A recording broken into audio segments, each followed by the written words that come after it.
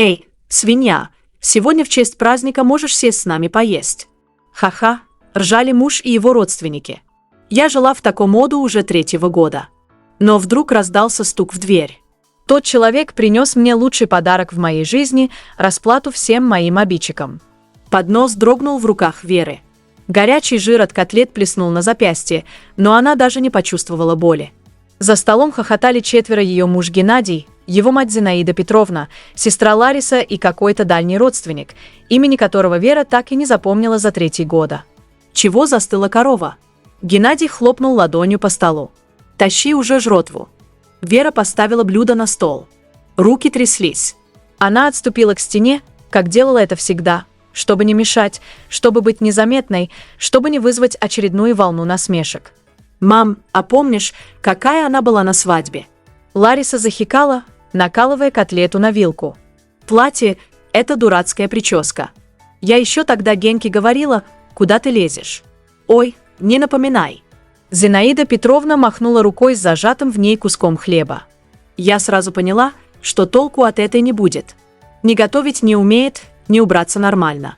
Одно слово «сирота». Вера стиснула зубы. «Сирота».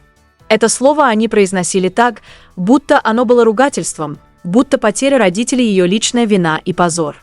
5 лет назад ее жизнь была совсем другой. Отец Николай Сергеевич работал инженером на заводе. Мама Татьяна Александровна преподавала музыку в школе. Они жили в этой самой квартире трехкомнатной, просторной, с высокими потолками и большими окнами. По воскресеньям мама готовила блины. Отец читал газету вслух, а старший брат Максим подшучивал над Верой, таская у нее из тарелки самые румяные кусочки. Все закончилось в один октябрьский вечер. Родители возвращались с дачи. Они звали Веру с собой, но она отказалась. На работе был аврал. Нужно было сдавать квартальный отчет. Максим тогда был в командировке, он служил в армии, потом перешел на контрактную службу в спецподразделении. Грузовик вылетел на встречную полосу. Водитель уснул за рулем. Отец и мать погибли мгновенно так. Во всяком случае, сказали в полиции. Вера до сих пор не знала, правда это или просто попытка утешить. Максим прилетел на похороны. Вера помнила его лицо серое, застывшее, словно каменное. Он держал ее за руку у могилы и молчал. Потом они вернулись в опустевшую квартиру. И Вера впервые в жизни увидела, как ее сильный несгибаемый брат плачет. «Я должен был быть здесь», — повторял он. «Должен был». Вера утешала его, хотя сама едва держалась. Они были близки с братом. Разница в 4-м году никогда не мешала. Максим всегда защищал младшую сестру, учил ее кататься на велосипеде, разбираться в людях, не давать себя в обиду. После похорон он пробыл еще 2 недели, помогал с документами, с наследством. Квартира осталась в Вере, так было записано в завещании родителей. Максим не возражал.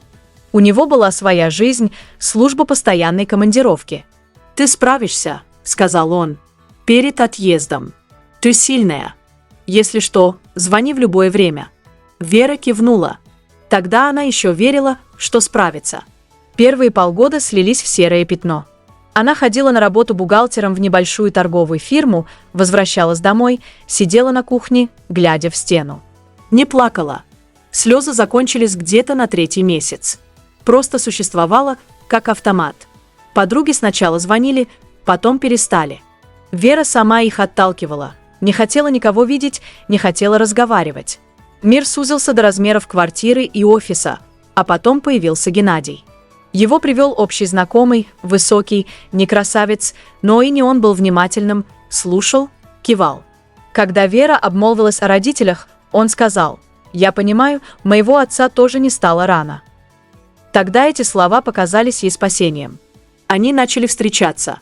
Геннадий был заботливым. Вера постепенно оттаивала. Максим позвонил через 2 месяца. Вера рассказала о Геннадии восторженно, сбивчиво.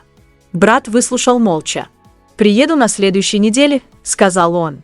«Хочу познакомиться с этим твоим Геннадием». Он произнес имя так, будто оно было чем-то неприятным. Вера не обратила внимания, списала на братскую ревность. Встреча прошла плохо. Максим и Геннадий не понравились друг другу с первого взгляда. Брат смотрел на жениха сестры с холодным прищуром, задавал странные вопросы о работе, о планах, о прошлом. Геннадий отвечал уклончиво. Нервничал, потел. После его ухода Максим сел напротив Веры и сказал прямо: «Он врет». «Не знаю, в чем именно, но врет. Не выходи за него». Вера вспыхнула. «Ты его даже не знаешь». Поговорил полчаса и уже все решил. «Я людей за версту вижу. Поверь мне, ты просто не хочешь, чтобы я была счастлива. Ты уехал, бросил меня одну, а теперь приходишь и указываешь, как жить». Слова вырвались сами злые, несправедливые. Вера сама не ожидала от себя такой вспышки.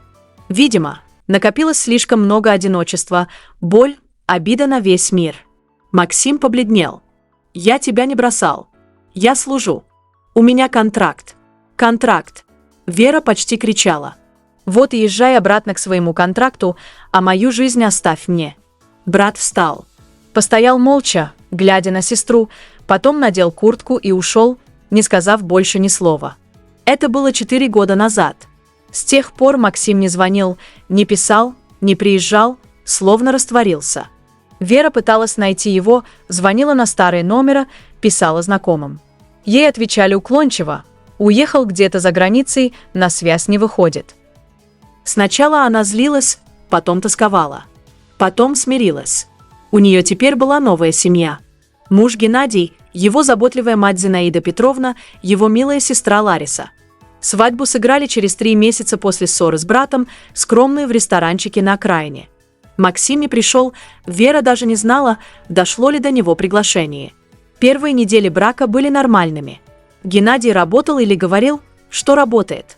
Зинаида Петровна приезжала почти каждый день, но Вера списывала это на материнскую любовь.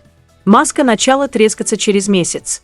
Придирки, оскорбления, крики.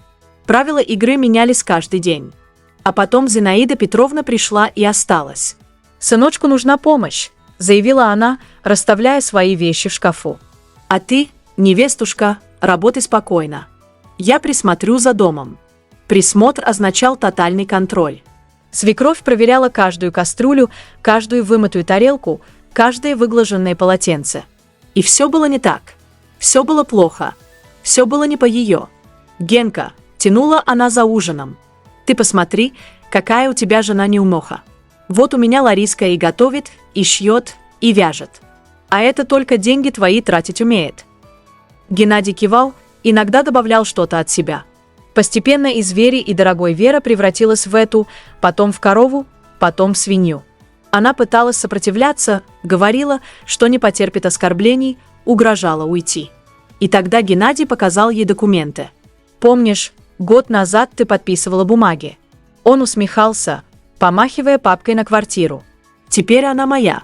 Так что, если хочешь уйти, пожалуйста, только уйдешь на улицу». Вера похолодела. Да, она помнила. Геннадий тогда говорил о кредите на бизнес, о залоге, о том, что это временная мера. Она подписала, не глядя, доверяла мужу, не читала, что подписывает. Это дарственная дура. Геннадий щелкнул ее по лбу. «Ты мне квартиру подарила по доброй воле. Так что веди себя хорошо и можешь здесь жить, а будешь выступать – вылетишь». Вера знала, что дарственную можно оспорить. Она даже консультировалась с юристом тайком в обеденный перерыв. Юрист покачал головой сложно. «Вы подписали добровольно, были дееспособны. Нужны доказательства давления или обмана, а их у вас нет». Доказательств не было. Только ее слово против его слова. После этого Вера сломалась не сразу, но постепенно. Она перестала спорить, научилась смотреть в пол, говорить тихо, быть незаметной. 3-го года. 1095 дней. Вера считала, это помогало не сойти с ума. Каждое утро она вставала в 6 часов, готовила завтрак на 4. Потом шла на работу единственное место, где ее еще называли по имени. Потом возвращалась домой и становилась прислугой. Готовила, убирала, стирала, гладила, выслушивала оскорбления. Ночами, когда все засыпали, она выходила на балкон и смотрела на звезды. Вспоминала родителей, вспоминала Максима, вспоминала ту себя, ту Веру, которая умела смеяться, которая верила в счастье, которая думала, что жизнь впереди будет прекрасной. Где ты, Макс?» Шептала она в темноту. «Где ты?» Темнота не отвечала. Сегодня был обычный день. Вера вернулась с работы. Переоделась в старый халат. Хорошие вещи. Ей давно запретили носить дома. «Зачем тебе выряжаться? Все равно никто не видит». Встала к плите. Свекровь сидела в гостиной перед телевизором. Лариса красила ногти в спальне. Геннадий где-то шатался, вернется к ужину, как обычно. Котлеты, картошка, салат, компот. Хлеб нарезать, масло поставить, тарелки расставить, приборы разложить. Вера делала это на автомате. Руки двигались сами, голова была пустой. Так было легче не думать, просто делать. «Эй!» – раздался голос свекрови. «Ты там не уснула? Жрать скоро будет». Через 5 минут ответила Вера ровным голосом. «Давай быстрее. Гости придут». «Гости?» Вера нахмурилась. Никто не предупреждал о гостях. Впрочем, ее редко о чем-то предупреждали. Она была последняя, кто узнавал новости в этом доме. Геннадий вернулся не один с ним. Был тот самый дальний родственник, имени которого Вера так и не запомнила. Они были навеселе, громко смеялись, хлопали друг друга по плечам. «А вот и мы», – провозгласил Геннадий с порога. «Накрыла уже?» «Да». Вера кивнула. «Молодец. Учишься». Они расселись за столом. Вера начала подавать, как обычно. Картошка, салат, котлеты, компот, хлеб, масло, соленья. И тогда Геннадий изрек ту самую фразу «Эй, свинь! Сегодня в честь праздника можешь сесть с нами поесть». «Ха-ха! Праздника! Какого праздника?» Вера непонимающе посмотрела на мужа. «Чего вылупилась?» Он ухмыльнулся. «Сегодня годовщина нашей свадьбы, забыла. 4-го года, как ты мне, Ерма, шею повесила». 4-го года. Точно. Вера совсем потеряла счет времени. День свадьбы, который когда-то был самым счастливым днем в ее жизни, превратился в еще один повод для насмешек. «Садись, садись». Зинаида Петровна похлопала по стулу рядом с собой. «В кои-то веки побудь человеком». «Ха-ха-ха». Вера села, положила себе немного картошки, жевала, не чувствуя вкуса. А завтра, между прочим, у нее день рождения. Вдруг вспомнила Лариса. 30 лет? Да. Или 31? Я уже запуталась. 30, тихо сказала Вера. А, юбилей. Геннадий расхотался. Старуха, скоро на пенсию. Они опять засмеялись. Вера смотрела в тарелку. Завтра ей исполнялось 30 лет. Круглая дата. Когда-то она мечтала, что к 30 годам у нее будет все: любящий муж, дети, интересная работа, счастливая жизнь. Вместо этого вот это. Стул в углу стола, холодная картошка и люди, которые называют ее свиньей. Родители не дожили до ее 30-летия. Брат исчез. Подруг не осталось. Она была одна совершенно, абсолютно одна.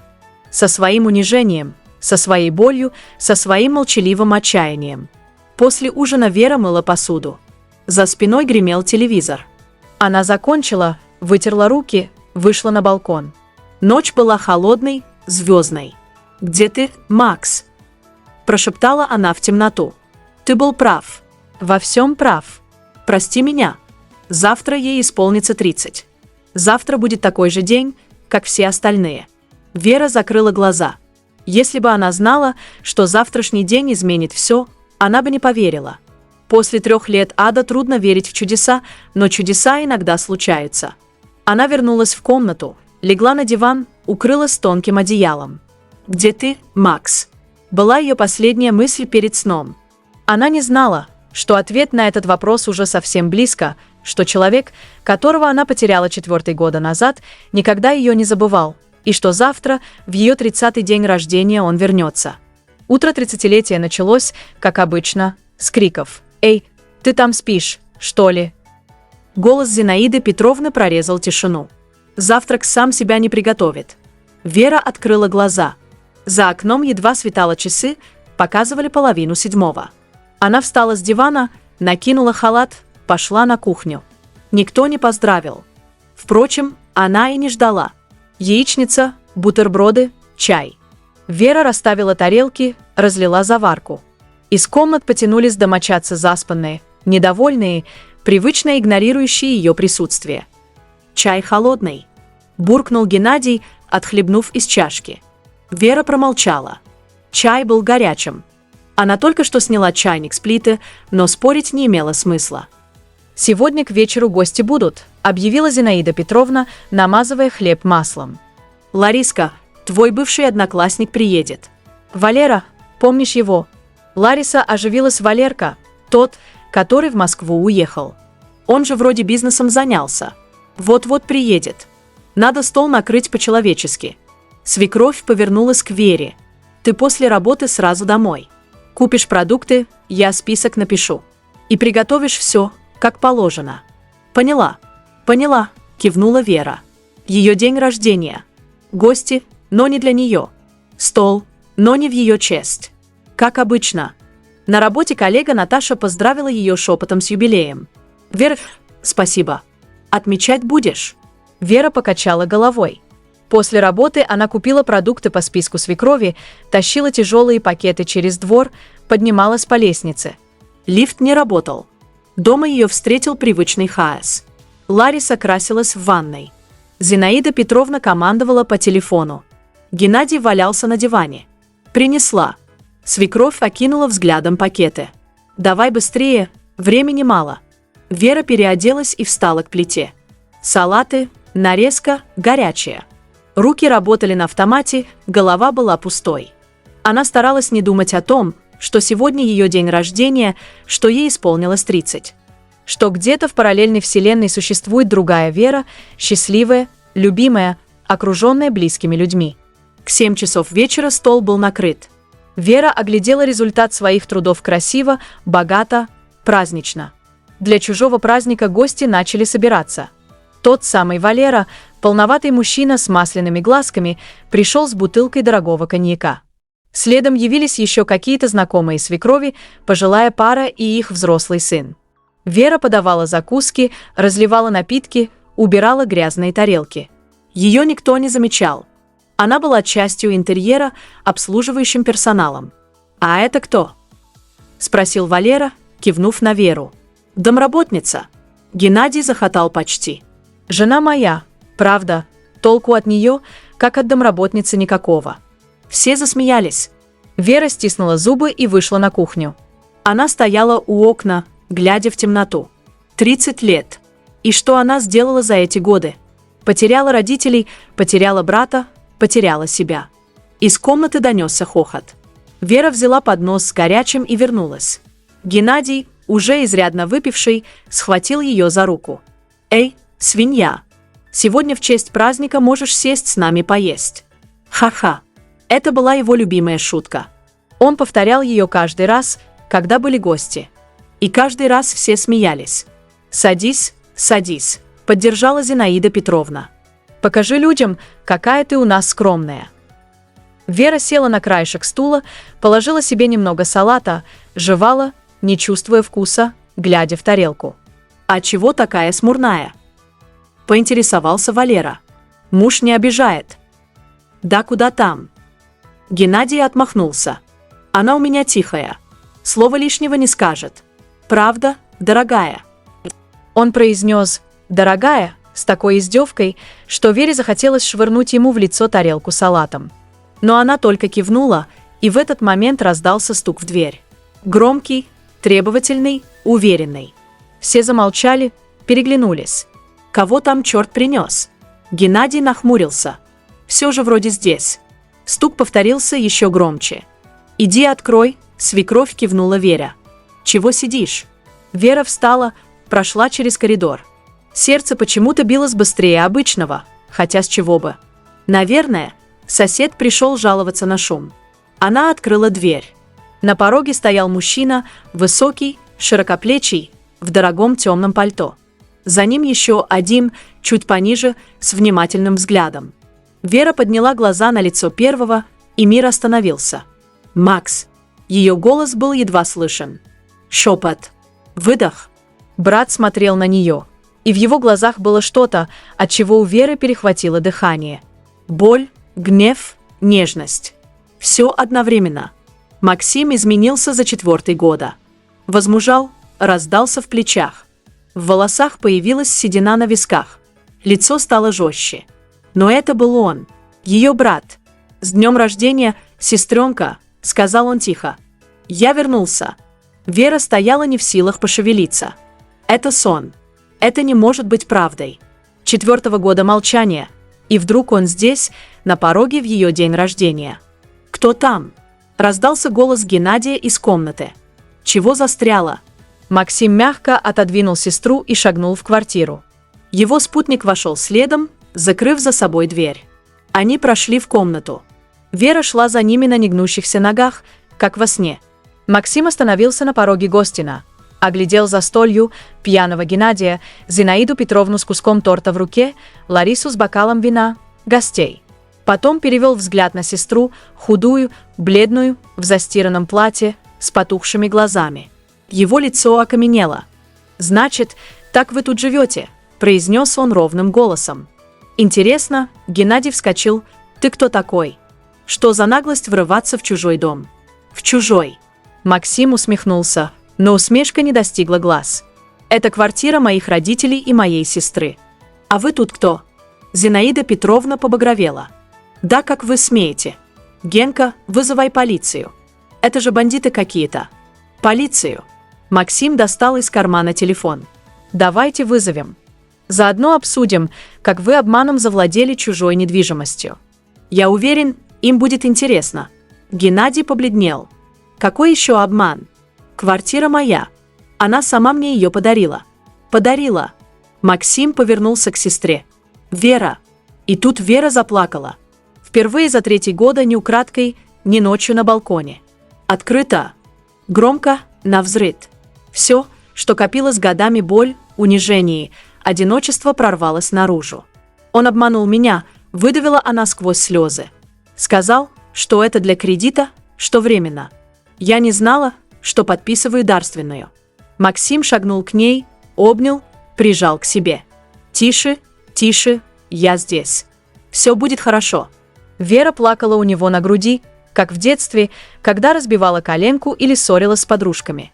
Макс всегда защищал. Макс всегда был рядом. А потом она его прогнала. «Прости меня», — всхлипывала она. «Прости, что не поверила тогда.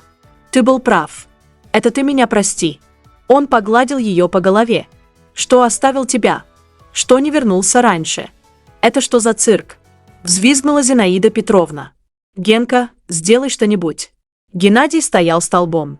Он был трусом, и сейчас это проявилось в полной мере.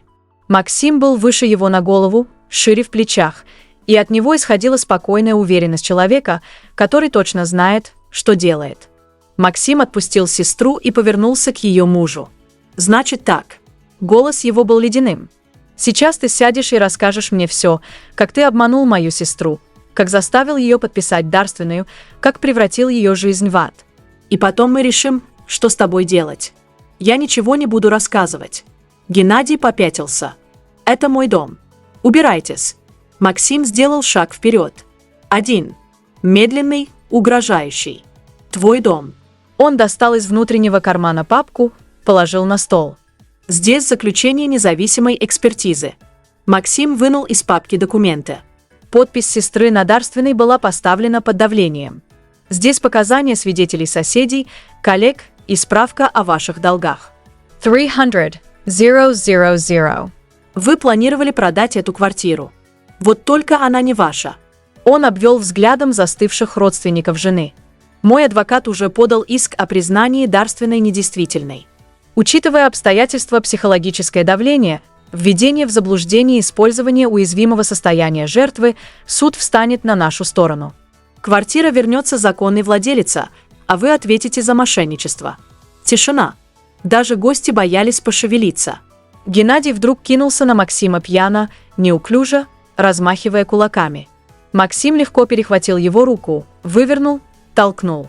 Геннадий упал, ударился о стол, свалился на пол. «Не надо», – спокойно сказал Максим. «Я 4-го года в зонах конфликтов работал.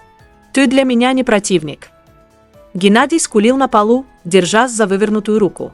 Зинаида Петровна бросилась к сыну: «Сыночек, Генечка убили. Полиция». «Вызывайте», – кивнул Максим. «Заодно покажете им вот это». Он достал телефон, включил запись. По комнате разнесся голос Геннадия, пьяный, хвастливый. А я ей говорю: «Подписывай, дура. Это же для бизнеса». А она и подписала. Ха-ха, теперь квартира моя, а эта овца пусть мне ноги моет за то, что крышу над головой имеет. Зинаида Петровна застыла. «Отку это?» – прошептала она. «Неважно откуда. Важно, что это признание в мошенничестве. Статья 159 Уголовного кодекса. До 6 лет лишения свободы». Максим убрал телефон. «Но я не хочу сажать этого человека. Слишком много чести. Я хочу другого». Он подошел к свекрови. Та отшатнулась. «Вы», – сказал он тихо, но так, что слышали все, воспитали не сына. Вы воспитали паразита, который живет за счет женщины, который унижает ее каждый день, который называет ее свиньей. Зинаида Петровна открыла рот и закрыла. «Какая мать учит сына бить жену?» Продолжал Максим. «Посмотрите на себя. Вы жалкая, завистливая женщина. Ваш сын – ваше отражение». Зинаида Петровна заплакала некрасиво, с красным лицом. «У вас час», – сказал Максим. «Собирайте вещи, только свои. Через час, чтобы вас здесь не было. Куда же мы пойдем?» – проскулил Геннадий с пола. «Куда хотите. Это не моя проблема». Он повернулся к гостям, которые жались к стене. «Вечеринка окончена. Можете расходиться». Гости засуетились, хватая сумки и куртки. Через минуту в комнате остались только Вера, Максим, его молчаливый спутник и поверженная семья. Максим подошел к сестре, взял ее за руки. «Прости, что так. Я хотел сделать это тихо через суд, но когда увидел тебя, когда понял, как они тебя тут, он не договорил». Вера видела, как дергается желвак на его скуле. Ее сильный брат сдерживался из последних сил. «Спасибо», – прошептала она. «Спасибо, что приехал. Спасибо, что не забыл. Я никогда тебя не забывал. Ни на один день». Он обнял ее снова. Вера прижалась к нему измученная, опустошенная, но впервые за 3 года чувствующая себя в безопасности. Молчаливый спутник Максима Вера только сейчас обратила на него внимание, стоял у двери, скрестив руки на груди. Высокий, темноволосый, с внимательными серыми глазами. Он смотрел на нее с каким-то странным выражением, не жалость, нет, что-то другое. «Это Дмитрий», – сказал Максим. «Мой друг и партнер. Мы вместе работали». Дмитрий кивнул, рад познакомиться. «Вера, Максим много о вас рассказывал». Вера слабо улыбнулась. Сил на разговоры не было. За следующий час семья Геннадия собрала вещи под присмотром Дмитрия. Зинаида Петровна всхлипывала, Лариса шипела проклятие. Геннадий угрюмо паковал сумки. Дверь закрылась, щелкнул замок. Вера стояла посреди своей квартиры. Впервые за 3 года она была здесь хозяйкой. Впервые никто не командовал, не оскорблял, не унижал. «Как ты меня нашел?» – спросила она брата. «Как узнал?» Позже он покачал головой. «Сейчас тебе нужно отдохнуть. Ты измотана. Завтра поговорим обо всем». Дмитрий принес откуда-то большой пакет, здесь торт и шампанское. Мы подумали, что день рождения нельзя оставлять без праздника. Вера посмотрела на них, на брата, на этого незнакомого мужчину с добрыми глазами и впервые за долгое время рассмеялась сквозь слезы, нервно срываясь на всхлипы. Но это был смех. 30 лет, сказала она. Лучший день рождения в моей жизни. Максим обнял ее за плечи. Это только начало, сестренка. Теперь все будет по-другому. Обещаю. Вера посмотрела на него, на своего брата, которого потеряла, и обрела снова. На Дмитрия, который резал торт, стараясь не смотреть на нее слишком часто. На свою квартиру, свободную от чужих людей, чужих голосов, чужой злобы, и поверила. Впервые за 3 года поверила, что все может быть хорошо. Той ночью Вера спала в своей спальне впервые за 2 года на настоящей кровати, под настоящим одеялом, в тишине и покое. Максим устроился в Гостино, Дмитрий уехал в гостиницу. Она проснулась от солнечного света. Долго лежала, глядя в потолок, не веря, что все это правда, что вчерашний вечер не сон, что брат действительно вернулся, что она свободна. На кухне пахло кофе. Максим стоял у плиты, жарил яичницу. «Доброе утро!» Он улыбнулся. «Садись, сейчас будет готово». Вера села за стол, смотрела, как брат ловко орудует сковородкой, как раз кофе по чашкам, как ставит перед ней тарелку. «Ты изменился», — сказала она. «4-го года. Много всего было. Расскажешь?» Максим сел напротив, помолчал, собираясь с мыслями. «После нашей ссоры я уехал сначала в Москву, потом дальше. Подписал контракт с охранной фирмой. Работал в горячих точках, сопровождении грузов, защита объектов. Платили хорошо, но дело было не в деньгах». Он отхлебнул кофе. «Я себя наказывал за то, что не смог тебя защитить, за то, что ушел. Думал, если погибну где-нибудь, так мне и надо. Макс, подожди, дай договорю. Через 2 года я встретил Дмитрия. Он тоже был на контракте. Мы подружились. Он мне мозги вправил. Сказал, что смерть – это не выход, что если я хочу помочь сестре, то должен жить и действовать». Максим посмотрел ей в глаза. «Мы вместе открыли охранное агентство. Сначала маленькое, потом разрослось. Сейчас у нас филиалы в 3 городах, 50 сотрудников. Я зарабатываю достаточно, чтобы нанять лучших юристов и частных детективов». «Ты следил за мной?» «Да. Через знакомых, через людей, которых нанимал. Знал, что происходит. Знал про дарственную, про унижение. Собирал доказательства. Почему не приехал раньше?» Максим опустил глаза.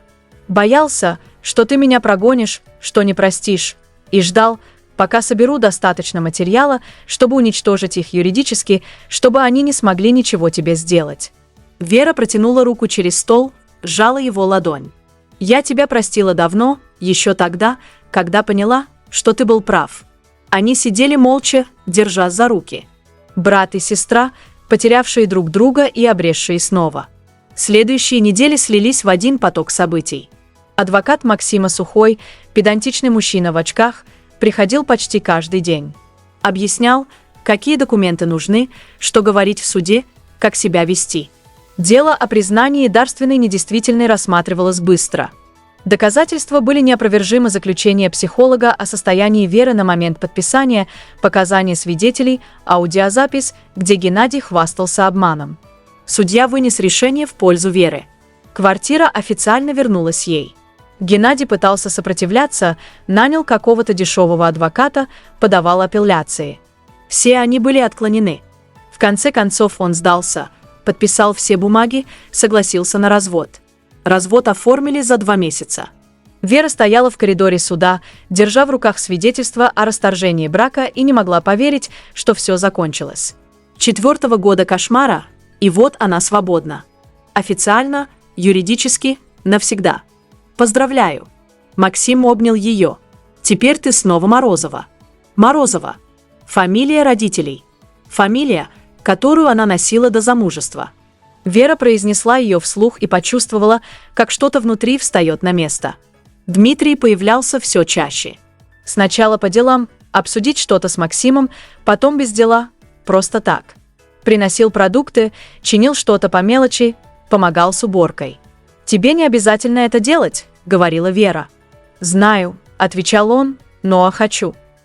Она привыкала к его присутствию, к тому, как он негромко смеется над ее шуткам, как слушает, наклонив голову, как смотрит внимательно, тепло, без тени осуждения или жалости. Однажды вечером они сидели на кухне. Максим уехал по делам. Вера и Дмитрий остались вдвоем, пили чай, разговаривали о пустяках. «Можно спросить?» Дмитрий поставил чашку. «Как ты? Как ты пережила все это? 3-го года?» Вера задумалась. «Не знаю. Наверное, просто выключилась, делала, что требовали. Не думала, не чувствовала. Это как анестезия. Больно, но терпимо. А сейчас просыпаюсь медленно. Иногда страшно, столько всего чувствую, что не знаю, куда это девать. Но это хороший страх, живой».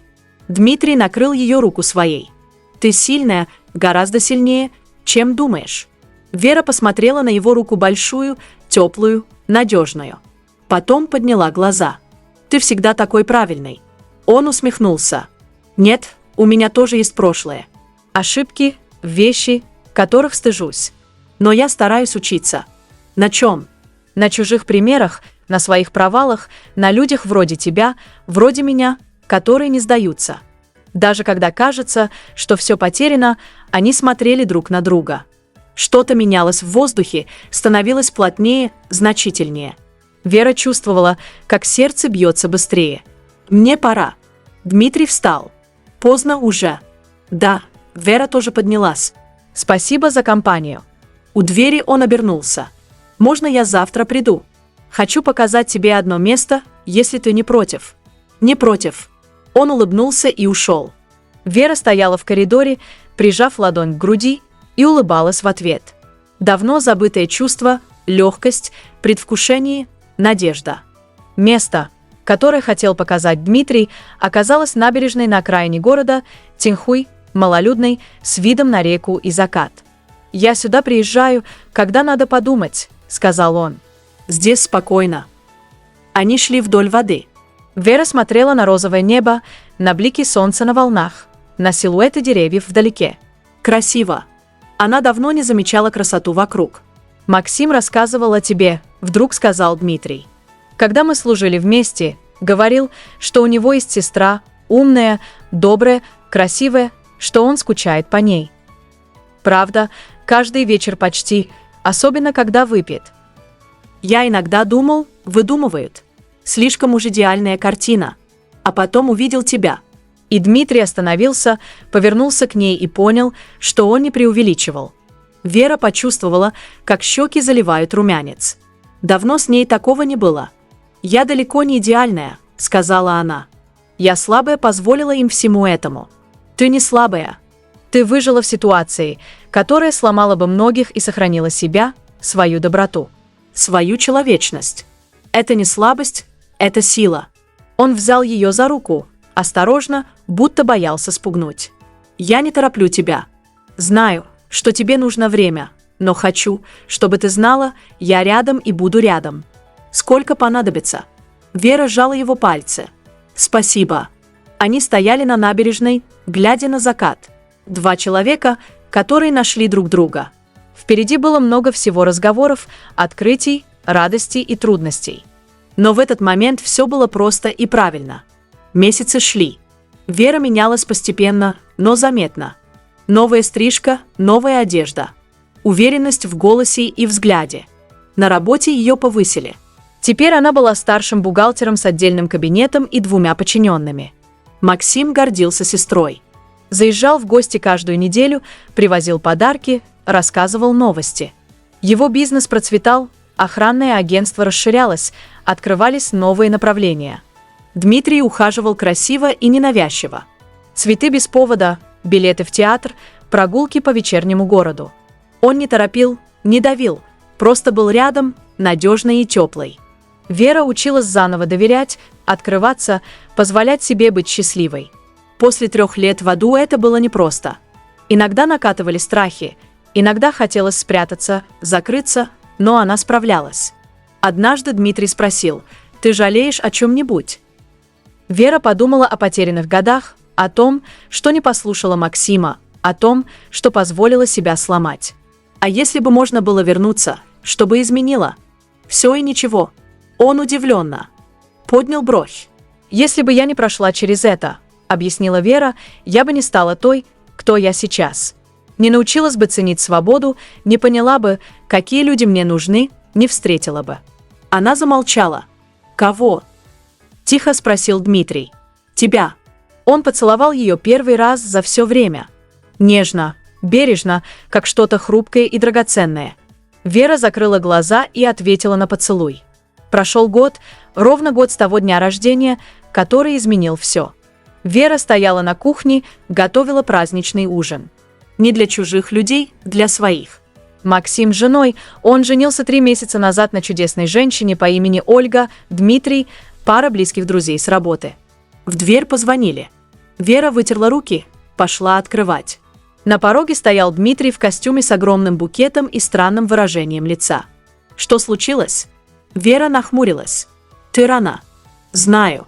Хотел поговорить до того, как придут остальные». Он вошел, поставил цветы на тумбочку, взял ее за руки. Год назад я увидел тебя впервые. Худую, бледную с подносом в руках. И что-то внутри меня перевернулось. Я не знал тогда, что это. Теперь знаю. Он опустился на одно колено. Вера перестала дышать. Вера Николаевна Морозова. Дмитрий достал из кармана бархатную коробочку. Я люблю тебя. Люблю твою силу, твою доброту, твою улыбку. Я хочу быть рядом с тобой сегодня, завтра, всегда. Выйдешь за меня. Он открыл коробочку. Внутри было кольцо простое, элегантное, с небольшим бриллиантом. Вера смотрела на него, на этого мужчину, который вошел в ее жизнь так неожиданно и стал в ней таким важным. На кольцо, сверкающее в свете лампы, на свои руки в его руках. «Да», — сказала она. «Да, войду». Дмитрий надел ей кольцо на палец, встал, обнял, поцеловал. В дверь снова позвонили гости, начали собираться. Максим вошел первым, увидел сестру с кольцом на руке, все понял. Наконец-то он обнял их обоих. «Я уж думал, ты никогда не соберешься. Ты знал». Вера ахнула. «Конечно, знал. Он у меня благословение спрашивал еще 2 месяца назад». Вечер прошел в смехе и разговорах. Вера сидела за столом, окруженная людьми, которые ее любили. Смотрела на кольцо на пальце, на брата, на Дмитрия. Год назад она думала, что ее жизнь кончена, что впереди только серые дни, унижение и одиночество, что она никому не нужна и никогда не будет счастлива. А сегодня у нее все есть: семья, любовь, будущее. Поздно вечером, когда гости разошлись, Вера вышла на балкон. Тот самый балкон, где она столько ночей стояла, глядя на звезды и спрашивая темноту: «Где ты, Макс?» Теперь все было иначе. Небо казалось ближе, звезды ярче. Город внизу светился огнями, и каждый огонек был чьей-то историей, чьей-то надеждой. Дмитрий вышел следом, обнял ее сзади. «О чем думаешь?» «О том, как странно жизнь устроена. Год назад я была на самом дне. А сегодня? Сегодня у тебя день рождения. 31-го год. Вся жизнь впереди». Вера повернулась к нему. «Помнишь, что я сказала тогда? Что это был лучший подарок в моей жизни. Когда Максим пришел. Да, но я ошибалась. Да, но я ошибалась. В чем?» Вера коснулась кольца на пальце. «Лучший подарок – это ты». Они стояли на балконе, обнявшись, глядя на ночной город. 2 человека, которые нашли друг друга через боль и потеря.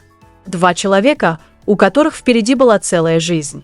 Где-то там, в темноте, были и другие истории. Геннадий с матерью и сестрой снимали теперь комнату на окраине, перебиваясь случайными заработками. Их долги росли, надежды таяли. Может быть, когда-нибудь они поймут, что сами разрушили свою жизнь, а может, будут до конца винить других. Но это уже не имело значения. Их история закончилась позорно и заслуженно, а история Веры только начиналась.